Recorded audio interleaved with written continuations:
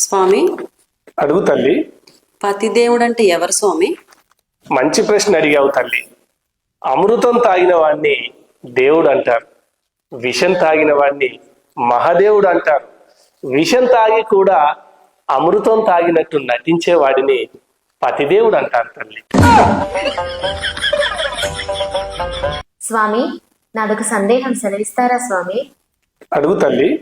నా సమస్యలన్నీ తీరిపోయి నేను ఎల్లప్పుడూ సుఖ సంతోషాలతో ఉండాలంటే ఏం చేయాలి స్వామి? నువ్వు ప్రతిరోజు వంట చేయగానే ముందుగా ఏదైనా మూగజీవానికి పెట్టి ఆ తర్వాత నువ్వు తిని తల్లి, నీ సమస్యకి పరిష్కారం దొరుకుతుంది. అలాగే స్వామి, రేపటి నుండి వంట అవ్వగానే ముందు నా భర్తకు పెట్టి తర్వాతే నేను తింటాను. స్వామి, అడుగు తల్లి. చీరకి భర్తకి తేడా ఏంటి స్వామి? మంచి ప్రశ్న అడిగావు తల్లి.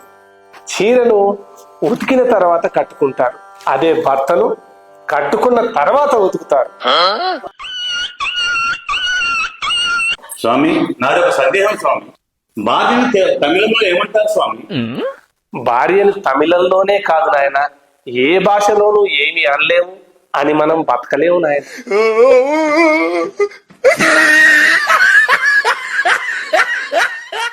స్వామి, నాదొక సమస్య ఉంది, అడగమంటారా స్వామి?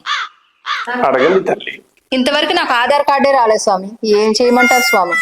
మీకు ఆధార్ కార్డు మాత్రమే రాలేదు తల్లి, నాకు ఇంతవరకు రేషన్ కార్డు కూడా రాలేదు. నేనేందుకు చెప్పుకోవాలో నాకే అర్థం కావట్లేదు తల్లి. అంతేనంటారా స్వామి? స్వామి, నాది ఒక సందేహం స్వామి. అడుగు నాయన. నా పెళ్లికి అందరిని పిలవాలి, కానీ తక్కువ ఖర్చుతో అయిపోవాలి. ఏం చేయాలి స్వామి? నీ పెళ్లికి అందరినీ పిలవాలి, కానీ తక్కువ ఖర్చుతోనే అయిపోవాలి అంటే పెళ్లి చేసుకొని కూడా సుఖ సంతోషాలతో ఉన్న వాళ్ళు మాత్రమే పెళ్లికి రండి అని పెద్ద పెద్ద అక్షరాలతో నీ వెడ్డింగ్ కార్డు మీద వేయించు నాయన. నీ పెళ్లికి ఎవరూ రారు, అసలు ఖర్చే ఉండదు. స్వామి, అడగండి నాయన. పెళ్లి ఒక్కరిని ఎందుకు చేసుకోవాలి స్వామి? పెళ్లి ఒక్కళ్ళనే ఎందుకు చేసుకోవాలి అని అడిగావు నాయన, చాలా మంచి ప్రశ్న. ఆ విషయం అర్థం కాకనే ఇంతకాలంగా నేను సన్యాసిగా మిగిలిపోయాను నాయన. ఏం చెప్తాను స్వామి?